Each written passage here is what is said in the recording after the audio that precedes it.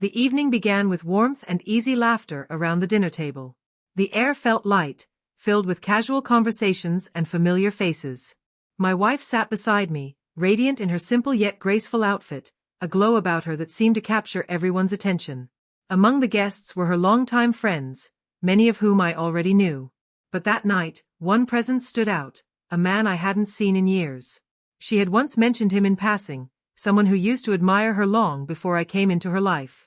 The moment he walked in, his eyes immediately locked on her, and I caught the unmistakable spark behind his smile. Throughout the meal, I couldn't help but notice his focus.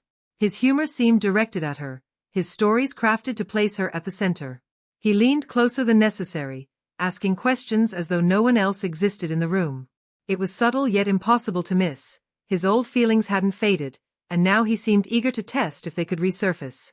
At first, I told myself to ignore it. After all, I trusted my wife. Loyalty was the foundation of our relationship, and I had no reason to doubt her. Still, as his attempts grew more obvious, I felt my patience fray. He reminisced about their college years, laughing about old memories they once shared. He even brought up the time he had asked her out, drawing chuckles from the table. But I noticed the way his gaze stayed fixed on her, searching for a reaction.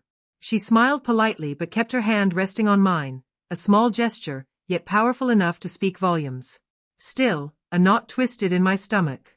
Would she be swayed by his charm, his confidence, or the memories he kept dragging back into the conversation? I tried to steady myself, sipping my drink and watching quietly. Then came the moment that shifted everything. Leaning forward, he said with a half smile, "You know, I always thought you chose wrong back then. I would have treated you like a queen." The table went still. His words were no longer disguised as harmless jokes, they carried weight. My chest tightened as I waited for her response. She didn't hesitate. Looking him straight in the eye, then turning to me, she tightened her grip around my hand and said with calm certainty, "No. I made the best choice of my life. He treats me better than anyone else ever could." Her voice rang firm and steady, echoing in the silence. A wave of pride and relief surged through me. In that moment, I knew she wasn't tempted by nostalgia or old affection. She had chosen me then, and she was choosing me still. The man tried to laugh it off, but his discomfort was plain. His earlier confidence dissolved into awkward smiles, and he spoke far less for the rest of the evening. Meanwhile, my wife never let go of my hand, making it crystal clear where her heart belonged. Later, as we left, I asked softly if his words had unsettled her.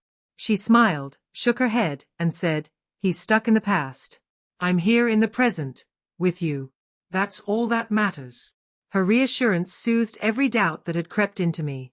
On the drive home, I kept replaying that moment, the way she silenced him, not with anger, but with unwavering certainty. The way she made her choice clear without hesitation, even when faced with memories of what might have been. That meant more than any grand romantic gesture ever could. Sitting in the quiet of the car, I lifted her hand to my lips and kissed it. She rested her head on my shoulder, and I realized just how fortunate I was. Life would always bring challenges, old ghosts, and tests of love. But that night proved something lasting. Real love doesn't falter when tested. It grows stronger. He may have tried to reclaim her, but he left with nothing. I, on the other hand, walked away with a priceless truth. My wife's heart was, and always would be, mine alone.